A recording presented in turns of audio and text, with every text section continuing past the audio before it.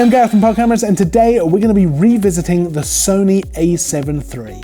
Now, I shoot with this camera a lot. It's one of my absolute favorite cameras to shoot video with because it's just so good. And one of the big reasons that I use the Sony A7 III as much as I do is the size and the weight. So I shoot a lot with the big DSLRs, so things like the Canon 1DX Mark II, the Nikon D850, and I love then moving to the A7 III because it is so small and so lightweight that it's so immediate. The difference is so immediate for me, and shooting for a long period of time, so a couple of hours, half a day, or shooting for a whole day, it makes a big difference, especially when you're able to get really nice results as well.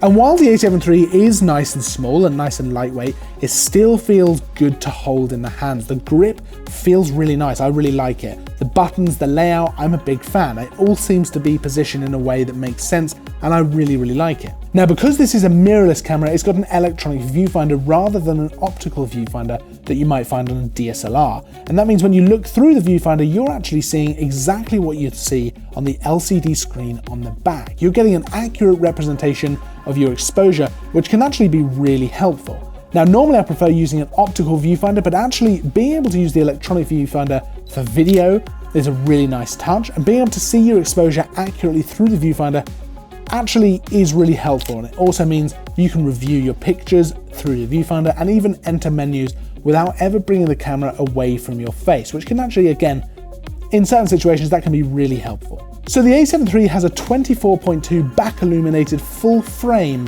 CMOS sensor, and the images look really good. It's also got an incredibly impressive 15 stops of dynamic range, which really helps with things like landscape, or really anything where there's lots of lights and darks.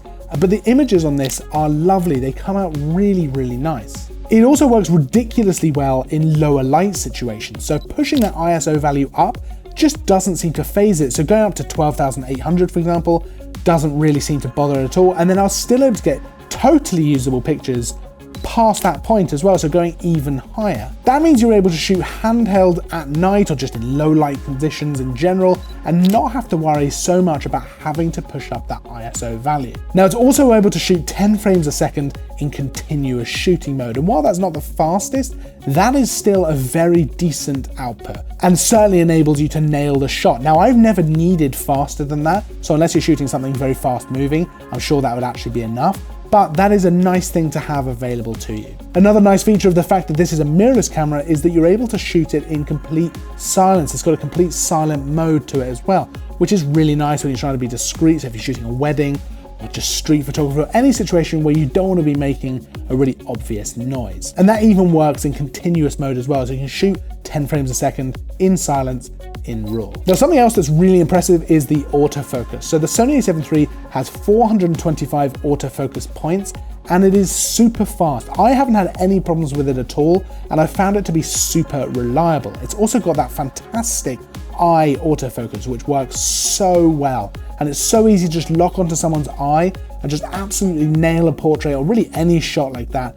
And it's very easy to come to rely on that eye autofocus because it really does work so well. So let's talk about video, because that is pretty much the main reason that I shoot so much with the A7 III, and it's one of the main reasons that I love this camera as much as I do. So it'll shoot 4K at up to 30 frames per second, which gives you just a little bit of room to smooth out the footage back down to 24 frames a second. And that 4K footage is downsampled from 6K. So it looks so good. It really does look fantastic, and it really gives your videos a professional look to them. It'll also shoot full HD 1080p at up to 120 frames a second. And as I've mentioned dozens of times at this point, that's my absolute favorite frame rate to shoot at for those B-roll shots that I love to shoot. Now, it can also shoot in both S-Log2 and S-Log3 to give you more room for color grading and better dynamic range. And that's really helpful for shooting scenes with lots of lights and shadows where you need that extra dynamic range. So another reason that I actually love shooting video with this camera is the in-body 5-axis image stabilization. It really helps when shooting video handheld. It makes it so much easier. So to give you an example, all of the shots in this video were shot completely handheld. And I do that a lot because of the situation, because generally my workflow and the speed that I want to be able to produce things, I will shoot a lot of video handheld rather than using a gimbal or a stabilizer, and being able to have that inbuilt in-body stabilization really helps to be able to do that effectively. The A7 III is just an incredible camera, especially for the price point that it's at. It's so versatile for photographers and videographers alike, and it is absolutely perfect for a hybrid shooter such as myself. The range of E-mount lenses that are available now as well are absolutely fantastic. There really isn't anything that I don't like about this camera. I am completely in love with it, and that's very rare for me to love a camera this much. Now, if you have any questions at all, pop them down in the comments below. We'll do our best to get back to you as soon as we can. If you liked the video, hit the like button. Make sure to subscribe if you haven't already. I'll see you in the next video, and as always, thanks for watching.